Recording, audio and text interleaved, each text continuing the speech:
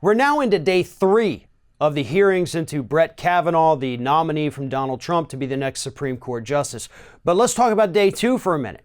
First and foremost, Kamala Harris kind of stole the show there with her amazing line of questioning for Kavanaugh, cornering him on issues like whether or not he talked about the Mueller probe with lawyers from Donald Trump's law firm.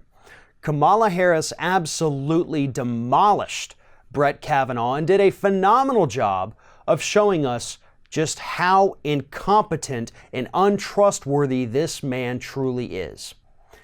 But before that even took place, we learned something that should, on its face, completely eliminate Brett Kavanaugh from consideration for the U.S. Supreme Court. And that line of questioning actually came from Democratic Senator Patrick Leahy. And it related back to an incident that took place around 2004 with Brett Kavanaugh when he was working inside the Bush White House, trying to push through some of these Bush-appointed judges who were just as bad as the ones that Trump is packing our courts with. But Kavanaugh actually received stolen emails from Manuel Miranda, who was working for Orrin Hatch, Republican senator at the time. And these emails were stolen from 6 different Democratic senators. Hacked. They were stolen. There were over 4,000 of these emails that were illegally obtained.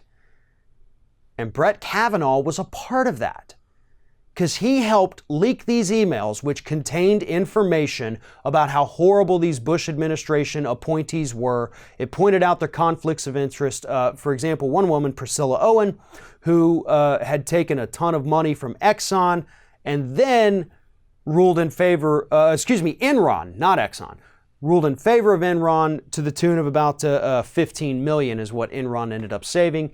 She made a lot of money from Enron as well. So lots of conflicts of interest there, people who were less than qualified to sit on a bench for a lifetime appointment. And Kavanaugh helped obtain those emails and leak them to the potential nominees so that they could get a head start on the line of questioning that would be taking place. These were illegally obtained emails. Kavanaugh knew it because Miranda gave them to him, and he didn't care. Kavanaugh has no credibility whatsoever. And honestly, working with somebody who you knew stole these emails and still spreading them around, giving these nominees the jump on what the questions were going to be from the Democratic senators who knew they weren't worthy of being on the bench, that is disqualifying. But is that going to stop any of the Republicans from voting against this guy? Absolutely not. It's probably not even going to stop all of the Democrats from voting for this guy. You still got your Joe Manchins out there who are probably going to be a clear yes vote on Kavanaugh. But this man is a borderline criminal.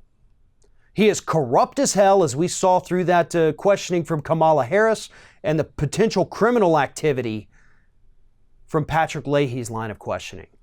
There should be no question in the minds of every single American citizen that Brett Kavanaugh, regardless of your political affiliation, this man is not trustworthy enough, he is not honest enough to serve a lifetime appointment on the U.S. Supreme Court. And that doesn't even begin to touch what a horrible corporatist this man would be. All we need to know at this point, aside from his pro-corporate, anti-consumer leanings, is that this man will do whatever it takes, legal or illegal, to get ahead in life. And that is not exactly the kind of quality of person that you want to see on the U.S. Supreme Court.